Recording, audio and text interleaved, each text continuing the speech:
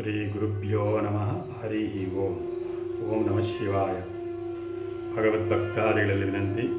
ಇದೇ ನಮ್ಮ ಬೆಂಗಳೂರು ನಗರದಲ್ಲಿರುವ ರಾಜಾಜಿನಗರದ 5ನೇ ಬ್ಲಾಕ್ನಲ್ಲಿ ನೆಲೆಸಿರುವಂತಹ ಪುರಾತನ ಪುಣ್ಯಕ್ಷೇತ್ರ ಗವಿಮಠ ಮಲ್ಲಿಕಾರ್ಜುನ ಸ್ವಾಮಿ ಹಾಗೂ ಪಂಚಲಿಂಗೇಶ್ವರ ಸ್ವಾಮಿಯ ಸನ್ನಿಧಿಯಲ್ಲಿ ವಿಶೇಷವಾದಂಥ ಈ ದೇವಸ್ಥಾನವು 300 ವರ್ಷಗಳ ಇತಿಹಾಸ ಇದೆ. ಈ ದೇವಸ್ಥಾನವು ವಿಶೇಷವಾಗಿ ಶ್ರೀ ಭ್ರಮರಾಂಬ ಸಮೇತ ಶ್ರೀ ಮಲ್ಲಿಕಾರ್ಜುನ ಸ್ವಾಮಿಯು ಈ ದೇವಸ್ಥಾನ ವಿಶೇಷವಾಗಿ ಮುಂದೆ ಜಡೇ ಸ್ವಾಮಿಗಳು ಅಂತ ಹೇಳ್ಬಿಟ್ಟು ಒಬ್ಬರು ಸ್ವಾಮಿಗಳು ಇದ್ದರು. ಆ ಜಡೇ ಸ್ವಾಮಿಗಳು ಪುರಾತನವಾಗಿ ಅವರ ತಂದೆ ಒಂದು 3 ತಲೆಮಾರು ಈ ಶಿವಲಿಂಗವನ್ನು ಪ್ರತಿಷ್ಠಾಪನೆ ಮಾಡಿ ಅದನ್ನು ಪೂಜೆ ಮಾಡಿಕೊಂಡು ಇಲ್ಲಿಯವರೆಗೂ ಬರ್ತಾ ಇದ್ದಾರೆ. ಎಷ್ಟೋ ವರ್ಷಗಳ ನಂತರ ಪೂಜೆ ಮಾಡ್ಕೊಂಡ್ಬಂದು ಆ ಜಡೇ ಸ್ವಾಮಿಗಳನ್ನವರು ಇಲ್ಲಿ ಈ ಸ್ಥಳದಲ್ಲಿ ಜೀವ ಸಮಾಧಿಯಾಗಿದೆ. ಜೀವ ಸಮಾಧಿ ಆದ ನಂತರ ಅದೇ ಲಿಂಗವನ್ನು ಅಂದರೆ ಮಲ್ಲಿಕಾರ್ಜುನ ಸ್ವಾಮಿಯ ಲಿಂಗವನ್ನು ಪ್ರತಿಷ್ಠಾಪನೆ ಮಾಡಬೇಕು ಅಂತ ಹೇಳ್ಬಿಟ್ಟು ಹೇಳಿದ ನಂತರ ಆಮೇಲೆ ಅವರ ಜೀವ ಸಮಾಧಿಯ ನಂತರ ಪುನರ್ ಪ್ರತಿಷ್ಠಾಪನೆ ಅಂತ ಹೇಳ್ಬಿಟ್ಟು ಆ ಮಲ್ಲಿಕಾರ್ಜುನ ಸ್ವಾಮಿಯ ಪ್ರತಿಷ್ಠಾಪನೆ ಆಗಿರ್ತದೆ. ಅದಾದ ನಂತರ ವಿಶೇಷವಾಗಿ ನಿರಂತರವಾಗಿ ವರ್ಷದಲ್ಲಿ ಮಹಾಶಿವರಾತ್ರಿಯಂದು ವಿಶೇಷವಾದಂಥ ಒಂದು ಪೂಜೆ ಇಲ್ಲಿ ನಡೆಯುತ್ತದೆ.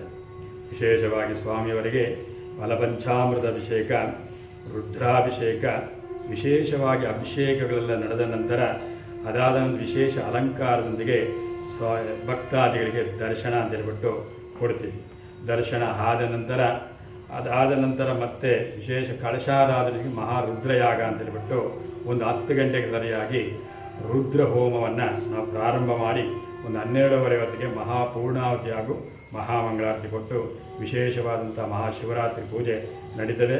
ಆ ರಾತ್ರಿ ಪೂರ 4 ಯಾಮದ ಕಾಲ ಅಭಿಷೇಕ. ಯಾಕಂದರೆ ಜಾಗರಣೆ ಪ್ರಯುಕ್ತವಾಗಿ, ಯಾಕೆ ಶಿವರಾತ್ರಿಯಂದು ಜಾಗರಣೆ ಮಾಡಿದ್ರೆ ಕೋಟಿ ಜನ್ಮದ ಪುಣ್ಯ ಅಂತ ಹೇಳ್ತಾರೆ. ಅದಕ್ಕೋಸ್ಕರ ವಿಶೇಷವಾಗಿ ಆ ಶಿವರಾತ್ರಿ 4 ಯಾಮದ ಕಾಲ ಅಭಿಷೇಕ ಅಂತ ಹೇಳ್ಬಿಟ್ಟು ಇಲ್ಲಿ ಒಂದು ಚಲನಚಿತ್ರ, ಶಿವನಿಗೆ ಸಂಬಂಧಪಟ್ಟಂತಹ ಒಂದು ಚಲನಚಿತ್ರಗಳನ್ನು ಇಲ್ಲಿ ಹಾಕಿ ಒಂದು ನೋಡಲು ವೀಕ್ಷಣೆ ಮಾಡಲು ಭಗವದ್ಭಕ್ತಾದಿಗಳಿಗೆ ಅನುಕೂಲವಾಗುತ್ತದೆ. ಅದಾದ ನಂತರ ಮಾರನೇ ದಿವಸ ವಿಶೇಷವಾಗಿ 4ನೇ ಯಾಮದ ಕಾಲ ಅಭಿಷೇಕ ಆದ ನಂತರ ವಿಶೇಷ ಅಲಂಕಾರದೊಂದಿಗೆ ಒಂದು ಅಂದರೆ ಪಾದಪೂಜೆ, ಅಂದರೆ ಇಲ್ಲಿ ಸಾಧು ಸಂತರ ಒಂದು ಪಾದಪೂಜೆಯನ್ನು ಮಾಡಿ ವಿಶೇಷವಾಗಿ ಒಂದು ಮಹಾಮಂಗಳಾರತಿ ಮಾಡಿ ಅನ್ನ ಸಂತರ್ಪಣಾ ಕಾರ್ಯಕ್ರಮ ಇರ್ತದೆ. ಯಾಕಂದರೆ ಜಾಗರಣೆ ಮಾಡಿ ಉಪವಾಸವಿದ್ದು ಜಾಗರಣೆ ಮಾಡಿದ ನಂತರ ಅನ್ನ ಸಂತರ್ಪಣೆ ಅಂತ ಹೇಳ್ಬಿಟ್ಟು ಮಾಡ್ತಾರೆ. ಅದಾದ ನಂತರ ವಿಶೇಷವಾಗಿ ಮತ್ತೆ ಆ ಶಿವರಾತ್ರಿ ಒಂದು ವಿಶೇಷ ಪೂಜೆ ನಡೀತದೆ. ಸುಮಾರು ಒಂದು 2-3 ಸಾವಿರದಷ್ಟು ಜನ ಇಲ್ಲಿ ಸೇರಿ ಆ ಅನ್ನ ಸಂತರ್ಪಣಾ ಕಾರ್ಯಕ್ರಮದಲ್ಲಿ ಆ ಶಿವರಾತ್ರಿಯಲ್ಲಿ ಪಾಲ್ಗೊಳ್ತಾರೆ. ಅದಾದ ನಂತರ ಮತ್ತೆ ಒಂದು ಕಾರ್ತಿಕ ಸೋಮವಾರಗಳು 4 ವಾರಗಳು ಕೂಡ ಒಂದು ವಿಶೇಷವಾಗಿ 2,000 ಜನ ಆ ಅನ್ನ ಸಂತರ್ಪಣಾ ಕಾರ್ಯಕ್ರಮ ಅವತ್ತು ಕೂಡ ಇರ್ತದೆ. ಆ 4 ಕಾರ್ತಿಕ ಸೋಮವಾರಗಳಲ್ಲಿ ವಿಶೇಷವಾಗಿ ಸ್ವಾಮಿಯವರಿಗೆ ಅಭಿಷೇಕ ಅಲಂಕಾರ, ವಿಶೇಷವಾಗಿ ಅಭಿಷೇಕ ಪೂಜೆಗಳು, ಅನ್ನ ಸಂತರ್ಪಣಾ ಕಾರ್ಯಕ್ರಮ ನಡೀತದೆ. ಕೊನೆಯ ವಾರ ಅದೇ ಥರ ಒಂದು ರುದ್ರಹೋಮಗಳನ್ನು ಮತ್ತೆ ನಡೆಸಲಾಗುತ್ತದೆ. ಆ ರುದ್ರಹೋಮಕ್ಕೆ ಭಗವದ್ಭಕ್ತಾದಿಗಳು ಅತಿ ಹೆಚ್ಚಿನ ಸಂಖ್ಯೆಯಲ್ಲಿ ಬರ್ತಾರೆ. ಈ ಹೋಮ ಪೂಜಾ ಕಾರ್ಯಕ್ರಮ ಮತ್ತು ಗುರು ಪೌರ್ಣಮಿಯ ದಿನದಂದು ಗುರುಗಳು ಜೀವಂತ ಸಮಾಧಿ ಆಗಿದ್ದ ದಿನ, ಆ ಜೀವ ಸಮಾಧಿ ಆಗಿದ್ದ ದಿನದಲ್ಲಿ ಆ ಗುರು ಪೌರ್ಣಮಿಯಂದು ವಿಶೇಷವಾಗಿ ಇಲ್ಲಿ ಜಡೇ ಸ್ವಾಮಿಗಳಂತ ಹೇಳ್ಬಿಟ್ಟು ಜೀವ ಸಮಾಧಿ ಆಗಿರ್ತಾರೆ. ಆ ಗುರು ಪೌರ್ಣಮಿಯಂದು ಕೂಡ ವಿಶೇಷವಾಗಿ ಶಿವನಿಗೆ ಹಾಗೂ ಮತ್ತು ವಿಶೇಷವಾಗಿ ಅಭಿಷೇಕ ಪೂಜೆಗಳು ನಡೀತು. ಅದಾದ ನಂತರ ನೋಡಿ, ಈ 10 ವರ್ಷಗಳ ಹಿಂದೆ ಇಲ್ಲಿ ಒಂದು ಪಂಚಲಿಂಗಗಳ ಪ್ರತಿಷ್ಠಾಪನೆ ಅಂತ ಹೇಳ್ಬಿಟ್ಟು ನಾವು ಮಾಡೋದು.